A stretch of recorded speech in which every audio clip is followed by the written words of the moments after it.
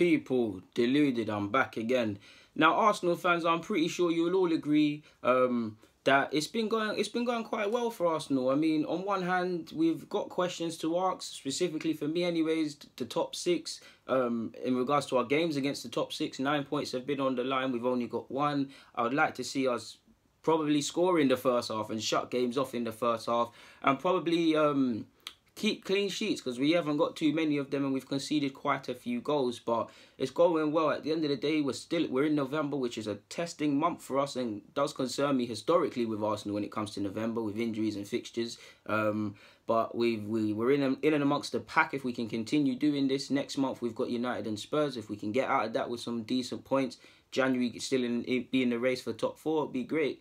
Personally, on the field, I'm liking our counter-attacking play. You look at the goals against Chelsea, Fulham, Leicester, Liverpool. There's 13 to 18 passes in all of these goals, and they're good team-worked moves and stuff. So we're marrying Wenger ball with the Emre ball, and it's looking fantastic. I'm liking our counter-attacks. I like how we look a threat from set pieces, whether they be corners or free kicks. Different routines. I'm liking a lot. Players' form is good as well. So there's a lot. Obviously, in regards to Emre, more or less getting his tactics spot on in games, getting his tactics spot on in regards to being proactive and recognising things in certain games aren't going well, let me change it up sort of thing. And Wenger, we know it was predictable. He ain't doing nothing until the 60th minute. And if you saw him doing something before it, it was a madness. Only fault I can have in regards to saying that about Emre is probably his substitutions against Crystal Palace. But, I mean, one game for the however much we've played. So things are going well. But could a correction be coming down the corner? I say this because it shows you that this will show you that stats paint half the story and will go against narrative. I've got this information from Orbino. He's a good Twitter account. I think he works for Opta. You guys know I never claim credit for things that aren't mine. I just literally saw his tweet. I'd implore you all to go and check his thing and his Twitter. He's got good little stats within Arsenal and how many goals we've conceded in second and first halves, and how we've started in the first 15 of the second and first half, and all different sort of stats, man. He's very good at that. But if we look at the whole season of Arsene, I think it was the whole season of Arsene Wenger's last year, and it's Unai Emery's 2019 to date. Obviously, I'm doing this for context. I'm doing this before we play Wolves and before we play Sporting Lisbon. So ignore anything that might. Yeah, obviously the results won't be the same. But yeah, if we look at Arsene Wenger and Unai Emery, reading it off for you now, goals per game. We've scored more goals under Unai Emery so far at 2.3 versus 1.9 with Arsene Wenger. Expected goals per game, ironically, is lower for Unai Emery at 1.4 versus 1.8 at Wenger. So for me, that one concerns me a bit, because we've been scoring goals, especially in the second half of games. We've had a ruthless approach, but does that mean that our strikers' goals, obviously statistics don't mean it's going to happen in real life, but does that mean that we might go through a barren patch of strikers scoring goals with Aubameyang and Lacazette? Will we fail to convert goals on the general basis at Arsenal? With this being said, I'm not too sure in that regards. And I do remember doing a video a few months ago looking at Lukaku, Morata and Lacazette. I believe their most productive months, and I can't remember Lacazette's one, but I'm so sure it's before the turn of the new year, so maybe, I'm not too sure, people. If we look at shots per game, we're shooting less under Emery with 2.3 versus Arsene Wenger's 15.6. That could tell you two things. That can show you, on one hand, maybe less shots, more goals. We're more precise and we're more sharp shooters. But that could also show you that we might go through a rut. Again, what I said about the goal scoring, we might go through a drought where we're not taking shots, or where we're not doing certain things. Do you see what I'm saying? Passes in the opposition half are up with Arsene Wenger at 371 versus 280 with Unai Emery. So I mean, we knew that. I mean that fills me with two ways. Again, more goals, less possession, more points. That shows a ruthlessness, and I would prefer to go down that angle. But if I go upon what Unai Emery said himself, he said on a couple of occasions post-game is that even when we've won, I felt we could have dominated in midfield a bit more. I felt we could have obviously he didn't say I felt we could put our stamp on games, but you get that vibe from him with some of the comments. I think we could show a bit more on the balls. So I wouldn't say it's a concern of Unai Emery, but I do think he wants us to be a bit more for want of better phrases, braver in possession. Maybe that's reflected with them stats that I just said. Passes in the opposition half are down with Unai Emery at 77% versus 80% of Arsene Wenger, but we're scoring more goals again, people. So you can see how the picture is being painted. The impressive one as well, in Unai Emery's favour, 12.2 in regards to shots faced per game.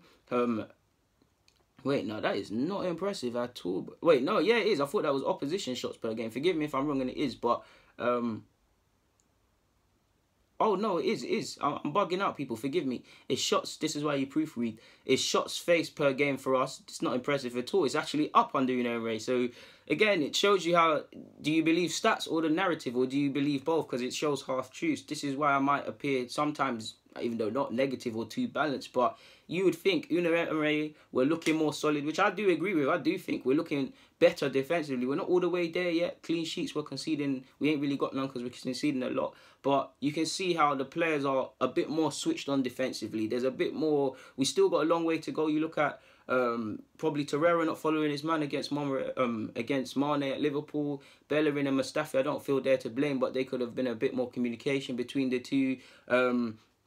Maybe we still got a long way to go in that. So you think under Unai Emery we're more solid, but you can see that there's still a long way to go. So yeah, 12.2 of Unai Emery, 10.1 of Arsene Wenger. So I'm not too sure what to make of that. But when you look at our maybe if you look at I don't think it will correlate, but maybe if you look at the amount of passes we've had under Arsene Wenger with the shots faced, maybe because we had more of the ball, the opposition never got had less shots at us versus Unai Emery. We seem to be a bit more precise. We're trying to counter attack and put the ball in the back of the net.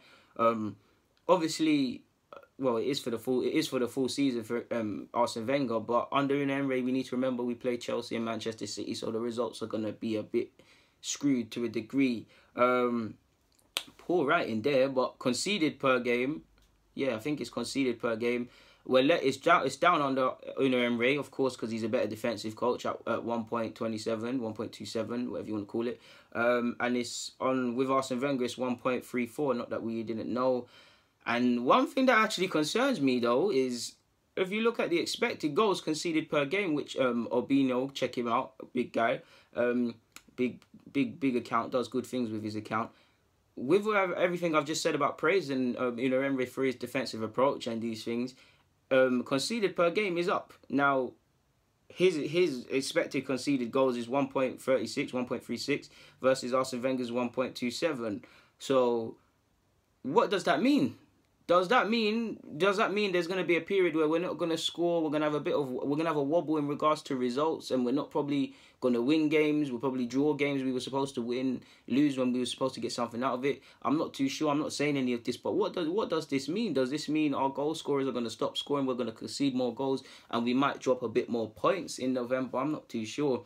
I don't have stats to hand, but statistically, I'm sure November is one of our most tricky months as an Arsenal fan. So with this information being said, I wouldn't say it's concerning, but it gives you something to think about because I don't want to say no game is winnable because I think it's a disrespect to the opposition. But in our next 5 games, we've got Watford, we've got Bournemouth, we've got Wolves who have been in a bit of shaky form, but they're up. If you look at their games against Manchester City where they got a point, they could have got something out of Spurs game on a different day. And there's someone else they played in the top 6, but they seem to be at it when they played sides in the top 6. So we've got them. We've got Bournemouth away. Forgive me if it's at home, but you remember what happened, what was it, last season or season before, where we had to come back from 3 goals down. We've obviously got Spurs and United. Spurs, we need to win that. We won against them last year, but you get what I'm saying.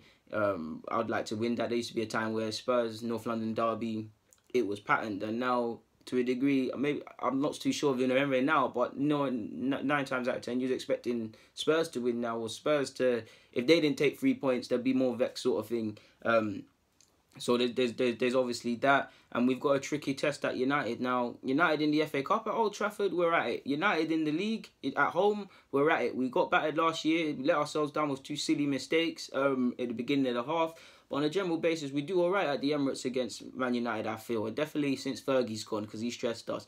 But Old Trafford. We ain't won there since, what was it, Adebayor's win, or was it Gilberto Silva's? That's how many times we've won of recent years at Old Trafford. I can remember a game, I'm so sure, where Gilberto scored the winner and Adebayor. Either way, we ain't won there since '06. We put in a good performance there last year with all the young G's that played. Maitland-Niles, Mavropanos, Social Chambers was there, and I think Xhaka and Mkhitaryan were all right, but we still lost. So we need to do better in that regards. So I'm not too sure, man. Maybe some troubling times is coming around the corner. I'm not saying that's gonna happen and things like that, but yeah, man. Like, I don't believe in reading too much into what your eyes tell you or stats. I believe in marrying them both. Obviously, my bias would be with my own two eyes than the data. But when you see things like this, it makes for fantastic reading and fantastic discussion. So I don't want to take up any more of your time, people. So all I can do is say thank you. Apologies if none of it's made sense or I've confused you. Like I said, just check out Albino's Twitter handle. I think he works for Opta. He does a good job with getting all the stats and all of these sort of things. I don't make these stats. I'm just off. I just saw good stats from him and what I thought was a good presentation of data and thought I'd add my own two pence on it. So yeah, man. It depends. It depends. When we'll have to see what happens in it. But I'm not gonna take up any more of your time, people. Get in the comments, subscribe, and do the rest if that's what you wish to do. I am out personally though. So yeah, DG.